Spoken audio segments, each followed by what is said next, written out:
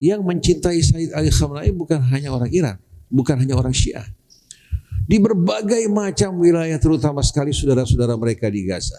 Mereka merasa Said Ali Khamenei merupakan ayah mereka, ayah dari anak-anak yatim yang ditinggalkan oleh keluarga mereka. Kalau seorang tidak mati dalam keadaan syahid, tapi hatinya mendambakan, Allah kumpulkan bersama mereka.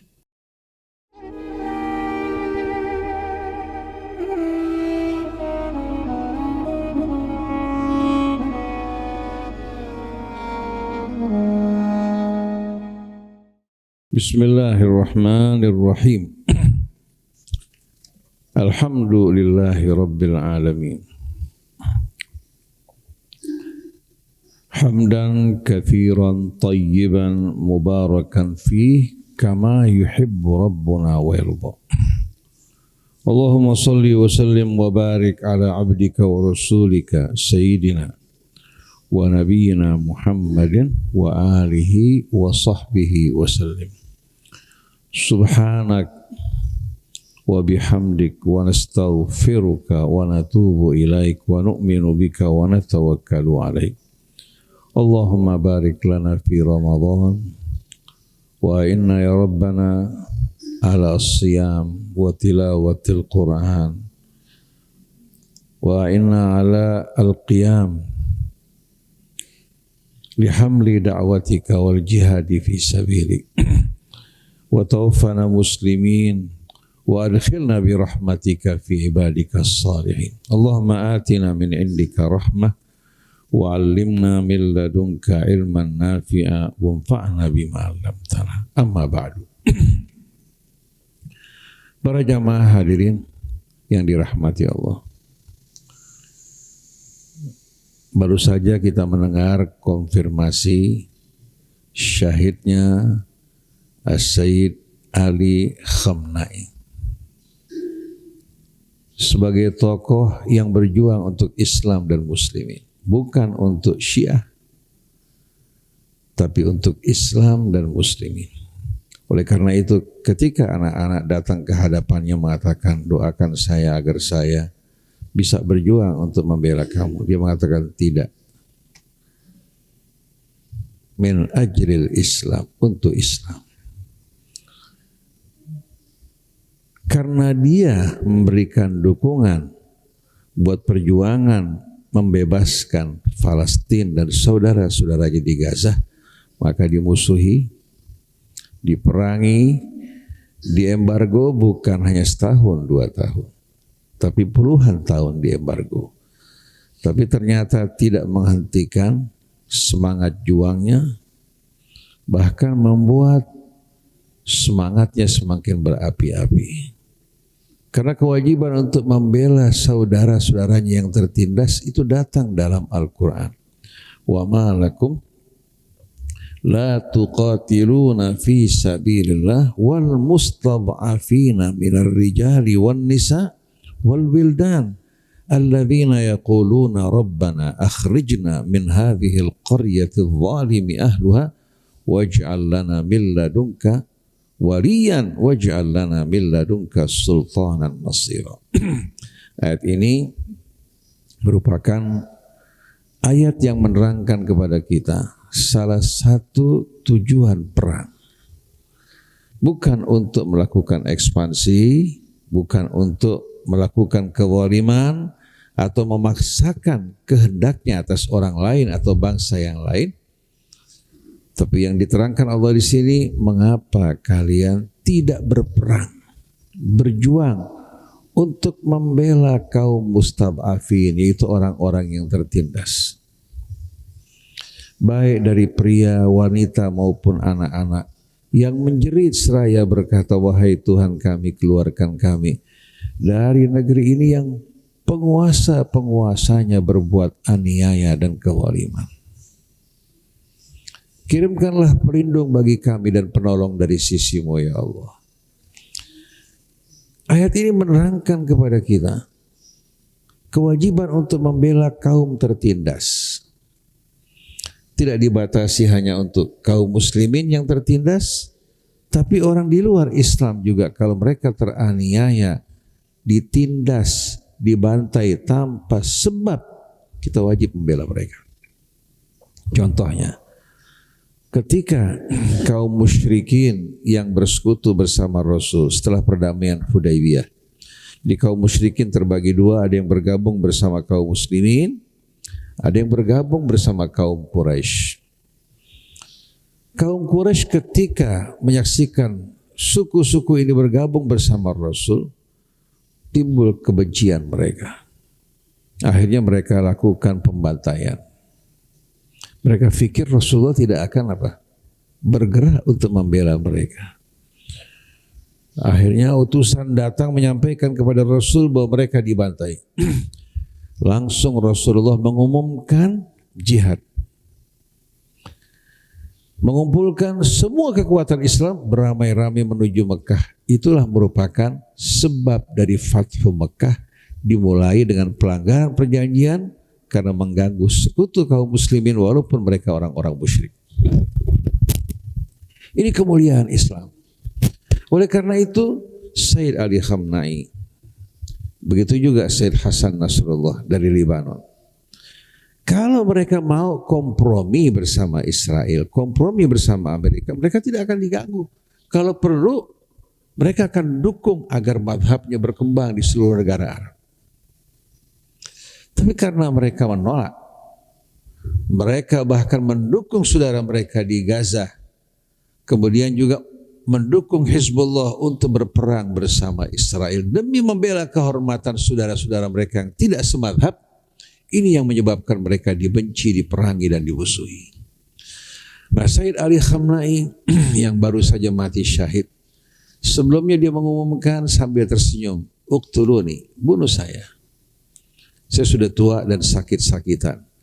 Tapi jangan beranggapan bahwa kematian saya akan mengakhiri segala-galanya. Karena perang ini bukan antara kalian dan saya, tapi antara kalian dan umat Islam, antara kalian dan bangsa Iran yang tidak akan menyerah." Dan dia tidak bersembunyi di bunker, tapi tetap berkantor bersama pejabat-pejabat tinggi. Ketika datang serangan, dia bersama anak perempuannya, bersama mantunya, mati dalam keadaan syahid. Ini merupakan kehormatan, karena kalau mati di atas ranjang dalam keadaan beristirahat, itu kerugian yang besar. Ini merupakan ucapan Imam Ali ketika ditusuk oleh Ibnu Muljam, "Fuztu wa Rabbil Ka'bah." Ucapan Ammar bin Yasir, "Fuztu wa Rabbil Ka'bah." Artinya kematian pasti datang. Tapi yang dipilih oleh para syuhada kematian mulia, bukan kematian yang nampak seolah-olah mudah,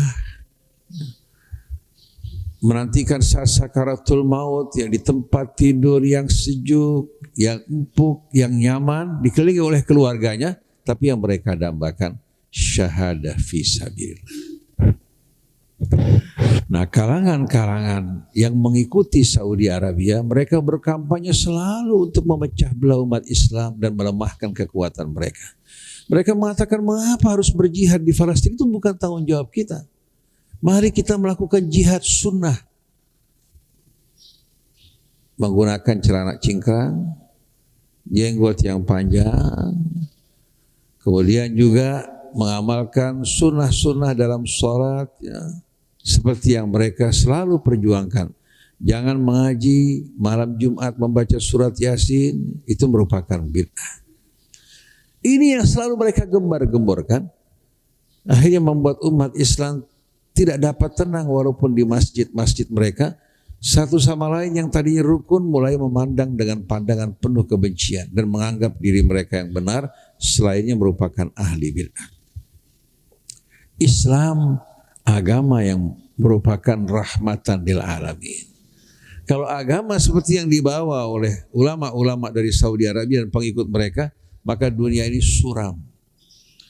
Oleh karena itu kita saksikan pada peperangan di Suriah, barisan mereka melakukan pembantaian, penganiayaan, pemerkosaan, kemudian bahkan membelah dada, mengeluarkan jantung orang-orang yang mati.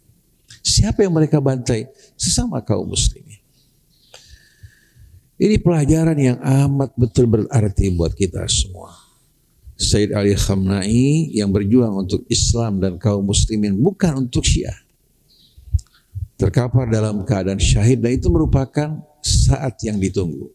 Dan kita harapkan ini menjadi pemicu, pemantik bagi umat Islam baik di Iran maupun di luar Iran untuk bangkit bersatu bersama-sama, berjuang untuk menghadapi Zionis dan boneka Zionis Donald Trump, laknatullahi alaihim ajmain. Nah, kenapa mereka sedemikian rupa sampai penyapu jalan di Iran mengharapkan saat-saat jihad, mengharapkan betul-betul untuk mati dalam keadaan syahid. Wanita-wanitanya pun tidak kalah berani, anak-anaknya pun ya, karena mendengar kisah-kisah perjuangan di jalan Allah semenjak kecil, bukan menyaksikan drama-drama yang melemahkan hati kita, opera sabun di televisi kita, tapi mendengarkan kisah-kisah jihad dan perjuangan, hingga mereka berharap untuk bisa berjuang di jalan Allah Subhanahu wa taala. Salah satu wanita yang masih belum haid, dia bermimpi untuk bisa merangkul, memeluk Sayyid Ali Khamenei. Nah, pada hari ulang tahunnya datang, berkumpul bersama-sama, dia mengatakan, saya belum haid, bisa nggak saya memeluk kamu? Itu yang dirindukan oleh mereka. Keseriusan tapi kelembutan, berjuang untuk kebenaran, keadilan, bukan untuk menghabiskan waktu kita dalam suasana glamor, humor. Agama dijadikan sebagai lawakan yang membuat akhirnya apa? Kalau disampaikan hal-hal yang serius dan benar, langsung mengantuk. Tapi kalau ceramahnya berisikan humor, subhanallah, mereka segar terhadap yang batil, tapi tidak bersemangat terhadap yang hak. Nah, saya akan bacakan beberapa ayat yang menggambarkan kenapa mereka merindukan syahadah fi sabilillah. Nah, kita harapkan mudah-mudahan Allah Subhanahu wa wafatkan almarhum ya, sebagai syahid, menjadikannya sebagai contoh pelajaran bagi kita dan pemantik semangat yang akan menjadi sebab kemenangan kaum muslimin, bukan kemenangan Syiah, kemenangan kaum muslimin. Allah tinggikan derajatnya, Allah juga tinggikan makamnya dan kumpulkan bersama Nabi kita Muhammad sallallahu alaihi wasallam, dan kita juga berharap mudah-mudahan Allah kumpulkan kita bersama mereka. Mati juga dalam keadaan syahid dan mulia. Kalau seorang tidak mati dalam keadaan syahid tapi hatinya mendambakan, Allah kumpulkan bersama mereka. Hidup ini singkat dan pendek. Oleh karena itu ketika Imam Ali diancam akan dibunuh, dia mengatakan, kalian tidak akan mampu untuk membahayakan saya apabila belum tiba saatnya, karena Allah menjaga saya. Tapi bila tiba saatnya tanpa kalian mengulurkan tangannya, akan tiba saatnya saya pergi, muda ataupun tua. Jadi wafatnya Sayyid Ali Khamenei kebahagiaan buat beliau, betul kesedihan buat umat, tapi kita berbahagia dengan kebahagiaan beliau. Dan ini merupakan betul-betul harapan untuk bisa menyatukan kembali kaum muslimin di Iran dan di mana-mana tempat.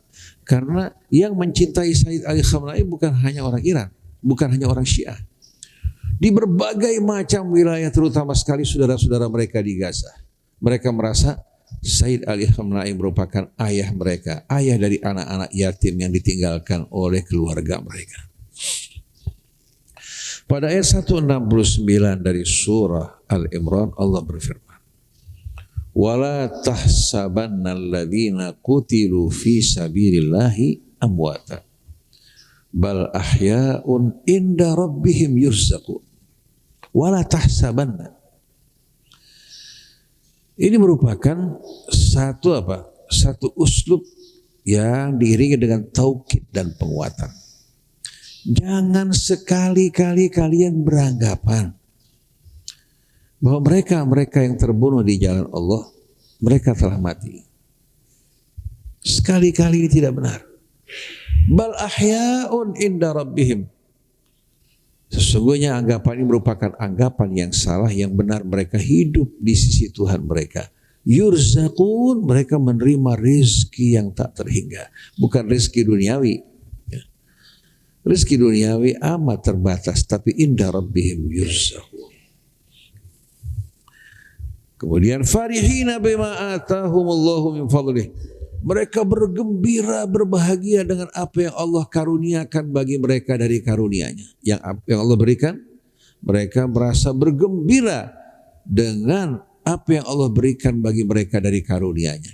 Kalau Sayyid Ali Khamenei tadinya selalu beban pikirannya, memikirkan bagaimana perjuangan dan mempersiapkan umatnya, sekarang tugas berpindah ke pundak orang lain, sedangkan dia menikmati hasil dari perjuangannya. Wa yastabshiruna billadzina lam yalhaqu bihim min khalfihim alla khaufun alaihim wa lahum yahzanun. Dan mereka juga menyampaikan kabar gembira bagi orang-orang yang belum bergabung, berkumpul bersama mereka. Jangan kalian takut dan jangan kalian bersedih. Alla khaufun alaihim wa lahum yahzanun. Agar mereka tidak takut dan tidak bersedih. Dalam sebuah riwayat yang menggambarkan kabar gembira ini. Ketika para syuhada mereka wafat, kemudian jiwa-jiwa mereka ditempatkan di taman surga, belum memasuki surganya. Ditempatkan di taman-taman surga, fi qanadil jannah, di lampu-lampu surga. Lalu Allah Subhanahu wa taala menyapa mereka, apa kalian telah puas, berbahagia dengan apa yang Allah berikan? Mereka mengatakan, kami telah puas ya Allah. Kami telah berbahagia. Apakah tidak ada yang kalian minta? Coba kalian minta. Kami tidak membutuhkan apa-apa ya Allah. Kembali Allah menawarkan kepada mereka. Mereka mengatakan, ya Allah, kalau kamu izinkan kami kembali ke dunia. Kemudian kami berjuang di jalan-Mu ya Allah. Setelah itu kamu wafatkan kami kembali dalam keadaan syahid. Allah mengatakan, adapun ini tidak mungkin, wa min bainihim barzakhun ila yaumi yub'atsun. Antara mereka dan kehidupan dunia terdapat pemisah. Mereka sudah berpindah menuju kehidupan barzakh, maka mereka tidak akan dikembalikan. Lalu mereka mengatakan, kalau begitu ya Allah, sampaikan kabar gembira kami kepada orang-orang yang belum bergabung bersama kami dari saudara kami, agar mereka tidak takut dan bersedih. Ayat ini turun menyampaikan kabar gembira. Wa yastabshiruna billadzina lam yalhaqu bihim min khalfihim. Dan mereka menyampaikan kabar gembira bagi orang-orang yang belum bergabung bersama mereka. Alla khaufun alaihim wa lahum yahzanun. Jangan mereka takut dan jangan mereka bersedih. Seperti kisah Ashabul Ukhdud. Ketika raja yang zalim membariskan orang yang beriman di tepi parit, api menyala-nyala. Siapa yang berbalik, dia selamat. Tapi siapa yang tidak berbalik ke belakang, silakan lemparkan dirinya ke dalam api. Satu persatu kaum muslimin melontarkan diri mereka ke dalam api.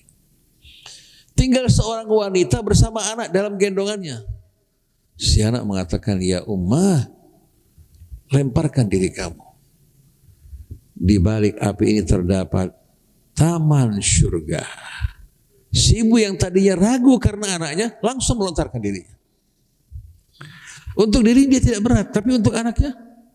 Tapi ternyata anak dalam gendongan memberikan kabar gembira buat ibu. Kita ini hidup dalam kehidupan yang dimensinya amat-amat rendah. Dimensi yang betul-betul kecil, tak berarti, kesenangannya terbatas. Cuma kita tertipu.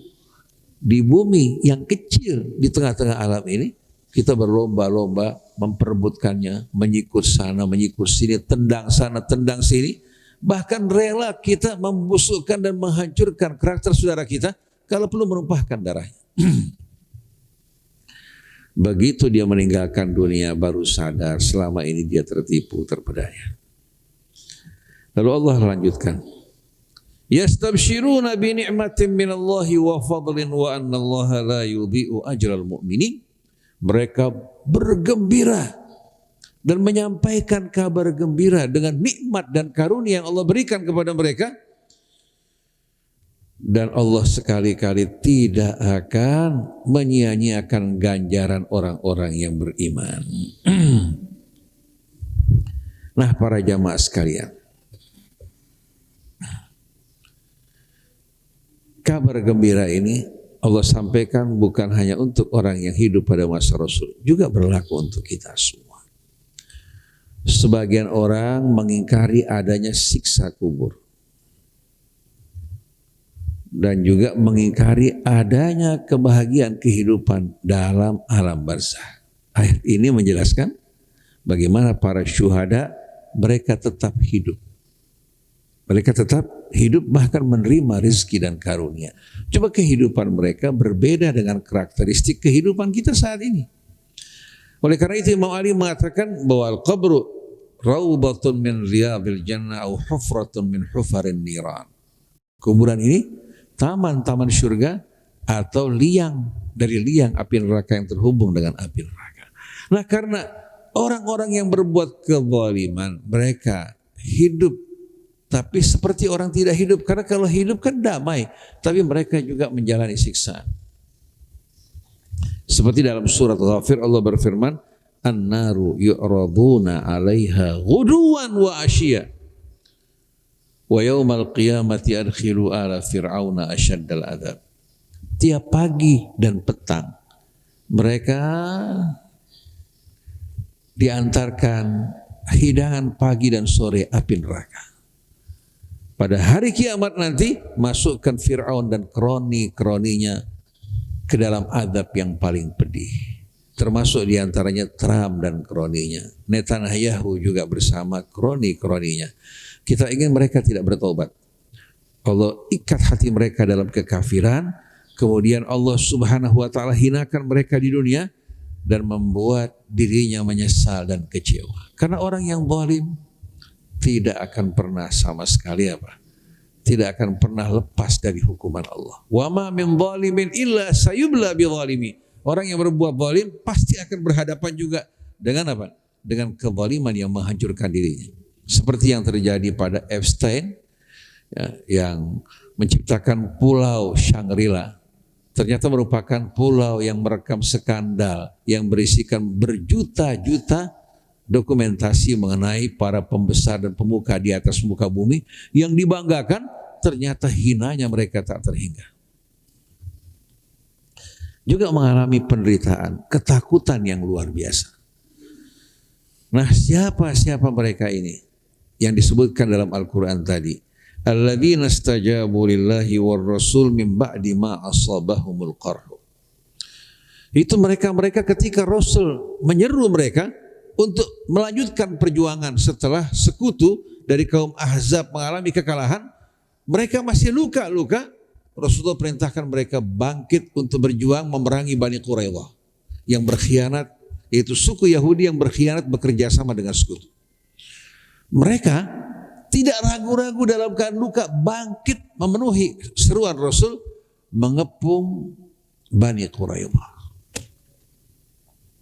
Akhirnya Bani Quraidah karena dikepung selama sekian lama tidak berdaya, mereka menyerah.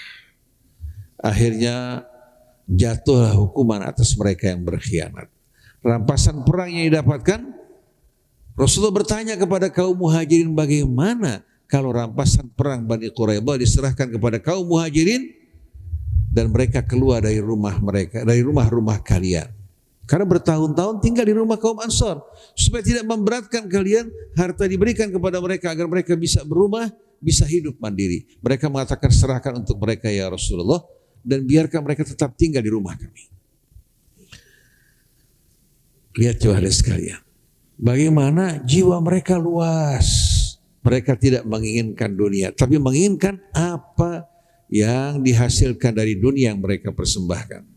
Kalau kita hanya sebab kecil saja, hadirin sekalian, berkelahi, saudara dengan saudara, saudara dengan saudari, ayah dengan anak, sampai ayah memasukkan anaknya ke penjara karena anaknya menggugat haknya yang dikirim selama ini ketika bekerja di luar negeri. Diklaim itu milik ayahnya. Bahkan seorang ibu memasukkan anak laki-lakinya ke dalam penjara. Kenapa? Karena harta ayahnya semua nama ibunya, dia minta haknya tidak diberikan, dimasukkan dalam penjara. Anak kandung. Sedangkan anak-anak perempuannya sakit hati pada ibunya, mengatakan ibunya pelacur. Bayangkan. Kenapa? Karena harta. Dan orang tuanya si bapak dulu untuk mencari uang dengan cara yang licik. Dia memiliki katakan 100 kubik kayu jati yang luar biasa bagus. Lalu orang datang kepadanya minjam uang. Dia bilang, saya nggak minjamkan uang, kamu beli jati saya. Butuh berapa? Butuh katakan 100 juta, beli katakan 20 kubik atau 50 kubik. Setelah kamu beli, ya, dengan harga katakan umpamanya 500.000 per kubik, saya beli jati kamu 400.000. Saya beli jati kamu. Jadi dia harus bayar nanti apa? Harga 500.000. Itu kerjaan dia begitu. Dia beli rumah sekian banyak di mana-mana tempat. Begitu dia meninggal dunia, ketika sedang sakit sebelum meninggal, anak laki-lakinya bawa pisau, nodong bapaknya, bagi duit. Mau beli obat. Istrinya yang tadinya selalu tunduk takut padanya, mengatakan apa? Kamu jangan macam-macam kamu. Semua harta nama saya, kalau macam-macam saya pulangkan kamu ke Hadramut. Bayangkan hadirin sekalian. Lalu anak perempuannya mengatakan ibunya pelacur. Si ibu memasukkan anak laki-lakinya yang tidak bersama sama dia ke dalam penjara. Mengherankan tak? Seharusnya uang bisa membahagiakan mereka, tapi dari sumber yang haram membuat mereka wal'iyadzubillah terbakar oleh nafsu angkara murka. Alladzina istajabu lillahi war rasuli min ba'di ma asabahumul qarhu, itu mereka-mereka yang menyambut seruan Rasul setelah mereka dalam keadaan terluka-luka. Lilladzina ahsanu minhum wattaqau ajrun lilladzina ahsanu minhum wattaqau ajrun azim, bagi mereka yang berbuat kebaikan dari mereka dan bertakwa, Allah sediakan ganjaran yang besar. Alladzina qala lahumun nas innan nasa qad jama'u lakum fakhshawhum fazadahum imana wa qalu hasbunallahu wa ni'mal wakil. Itu mereka-mereka sebelumnya orang-orang semua melakukan apa? Melakukan penyebaran isu berita bangsa Arab telah berkumpul untuk memerangi kalian. Fakhshawhum, hati-hati, waspada dan takut dari mereka. Tinggalkan Rasul demi keselamatan kalian. Mereka menjawab, hasbunallah wa ni'mal wakil, cukup bagi kami Allah, pelindung kami, dan dia sebaik-baiknya yang akan turun tangan menyelesaikan urusan kami. Ini yang diucapkan Sayyid Ali Khamenei dan orang-orang yang beriman, hasbunallah wa ni'mal wakil. Apa balasan Allah? Fanqalabu bi ni'matin minallah, fanqalabu bi ni'matin minallahi wa fadlin lam yamsashum su' wattaba'u ridwanallah. Wallahu dzu fadlin azim. Maka keadaan mereka berbalik. Dengan karunia dari Allah, dengan nikmat dan karunia dari Allah, mereka tidak terkena mara bahaya dan keburukan, malah mereka berhasil meraih kemenangan. Wattaba'u ridwanallah, tetap mereka mengikuti keridhaan Allah. Wallahu dzu fadlin azim. Sungguh Allah sang pemilik karunia yang amat besar. Kita saksikan para pemimpin Arab berkhianat, bergabung bersama Trump.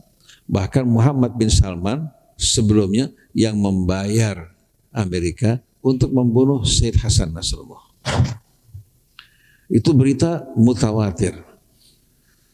Termasuk diantaranya juga punya andil antara dia dan para pemimpin Arab untuk membunuh Sayyid Ali Khamenei dengan anggapan bila dia mati, perjuangan akan berakhir.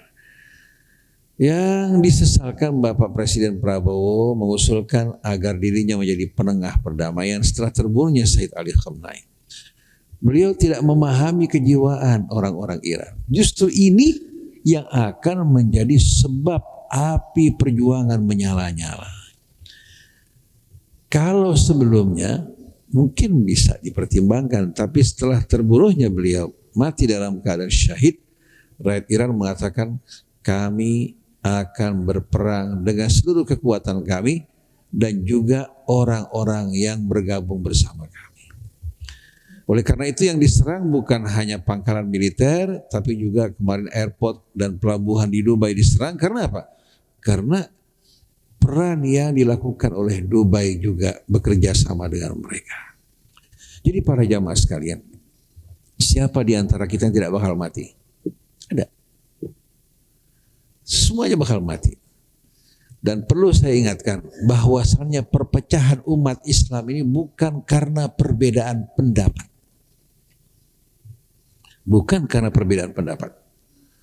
Saya ambil contoh, kalau kita bertetangga bersama orang Nasrani, bersama orang Buddha, ya, bersama non-Muslim, mereka berlaku baik, kita berlaku baik, keadilan ditegakkan. Mungkin nggak kita akan cekcok? Tetangga yang baik, kita berbuat baik padanya, dia berbuat baik pada kita, keadilan ditegakkan. Hingga orang tidak bisa berbuat macam-macam. Tidak mungkin akan ribut. Tapi begitu salah satu dari mereka atau kelompok berbuat kezaliman, maka akan menghilangkan keseimbangan. Karena langit bumi tegak dengan keadilan, wabil adli qamatis samawati wal ard, dengan keadilan, keseimbangan, keharmonian tegak langit dan bumi. Begitu juga antara semua kelompok Islam, Muhammadiyah, NU, Persis, asal mereka tidak berbuat zalim, mencari keridhaan Allah, perbedaan pendapat tidak penting. Tapi rupanya yang menyebabkan masalahnya perbedaan pendapatan, persaingan dalam memperebutkan pendapatan, keuntungan, pengaruh. Ini yang membuat apa? Yang membuat terjadinya pertempuran. Sebagaimana firman Allah mengisahkan ahli kitab, wa ma tafarraqal ladzina utul kitab illa mim ba'di ma ja'ahumul ilmu baghyan bainahum. Para ahli kitab tidak berselisih karena kebodohan, bahkan setelah datangnya ilmu. Cuma yang memecah belah mereka al-baghyu, kewaliman, hasrat-hasrat duniawi yang membuat orang berpecah belah. Suami istri sama anak-anak semuanya berjalan di jalan Allah mengharapkan ridha Allah. Kira-kira akan ada nggak kebencian, permusuhan? Tapi kalau ada yang serakah di antara anak-anak, ini yang menyebabkan terjadinya apa? Terjadinya pertentangan. Nah, kita lihat dari sikap Nabi Allah Yakub bersama anaknya. Anak-anaknya yang serakah, anak-anak yang menguasai kecintaan orang tuanya, anak-anaknya ya, yang dikuasai oleh rasa dengki, tega untuk membuat orang tuanya susah, kemudian memisahkan anaknya hingga dijual di pasar perbudakan. Tapi sebaliknya yang beriman, Yusuf, ketika dia mencapai puncak kemuliaan, saudara-saudaranya sadar akan perbuatannya, dia berikan maaf, bahkan dia mengatakan la tathriba alaikumul yaum, jangan kalian salahkan diri kalian. Lalu dia perintahkan saudaranya untuk memboyong keluarga mereka bersama ayah mereka datang ke Mesir. Yusuf muliakan mereka, tempatkan mereka di tempat yang mulia.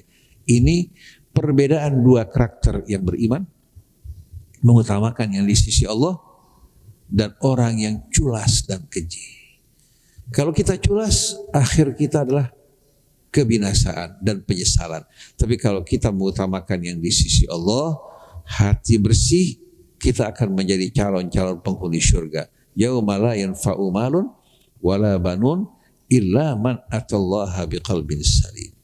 Nah, kita berharap dari dakwah kita baik melalui Rasil, Ummatan Wahidah, melalui Masjid Al-Mahdi ini, kita mengajak manusia semua untuk bersatu dalam Ummatan Wahidah, yaitu Al-Islam sebagai agamanya, Nabi sebagai tauladannya, Al-Quran sebagai apa?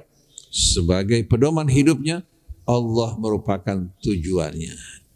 Dan berjihad di jalan Allah merupakan jalan kita. Jihad di sini bukan berarti kita berbuat kezaliman, tapi melindungi diri kita, kehormatan kita, membela orang yang tertindas, itulah jihad dalam Islam.